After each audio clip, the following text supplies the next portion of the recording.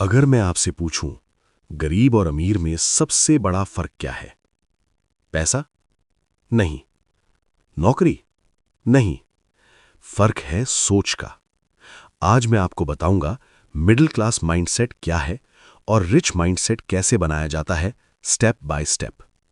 अगर आप ये वीडियो अंत तक देखेंगे तो आपको पता चल जाएगा कि आपको बदलना क्या है। पहले बात करते हैं मिडिल क्लास माइंडसेट क्या है। सच्चाई कड़वी है लेकिन जरूरी है। मिडिल क्लास को सिखाया जाता है, सेफ रहो, रिस्क मत लो, सरकारी नौकरी मिल जाए तो जीवन सफल, EMI is equal to normal life.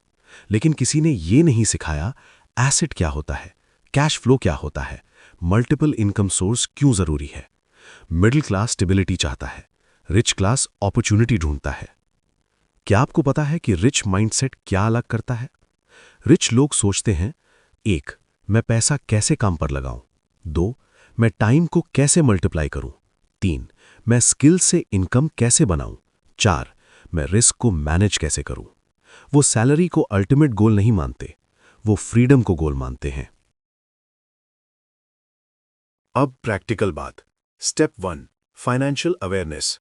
सबसे पहले ये जानो, हर महीने कितना आ रहा है, कितना जा रहा है, कितना इन्वेस्ट हो रहा है। अगर ट्रैकिंग नहीं है तो ग्रोथ नहीं है। Step 2, emergency fund. कम से कम 6 महीने का खर्च अलग। क्यों? क्योंकि बिना सेफ्टी नेट के आप कभी रिस्क नहीं ले पाएंगे। Step 3, skill upgrade. आज के समय में AI tools, video editing, digital marketing, sales, एक स्किल इज इक्वल टू दूसरी इनकम। स्टेप 4, साइड इनकम शुरू करो। छोटा शुरू करो, freelancing, YouTube, affiliate, digital products. Income शुरू में छोटी होगी लेकिन कॉन्फिडेंस बड़ा होगा। स्टेप 5, एसेट्स बनाओ। रिच लोग पैसे से चीजें नहीं खरीदते, एसेट्स खरीदते हैं। डिफरेंस समझो, कार है लाइबिलिटी, इन्वेस्टमेंट है एसेट। अब biggest truth, rich mindset overnight नहीं बनता, डेली हैबिट्स बदलने से बनता है। नेटफ्लिक्स कम, लर्निंग ज्यादा, इंपल्स शॉपिंग कम, इन्वेस्टिंग ज्यादा।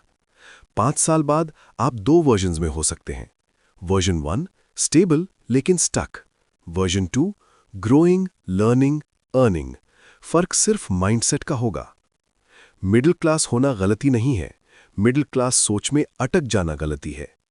आपको ऐसी ही बहुत सी जानकारी मिलती रहेगी अगर आपने चैनल को सब्सक्राइब कर लिया तो। अब हमें आज्ञा दीजिए, आपसे फिर मुलाकात होगी। तब तक हमेशा की तरह अपना और अपनों का बहुत ख्याल रखें और बेजुबान जानवरों से बहुत प्यार करें। धन्यवाद।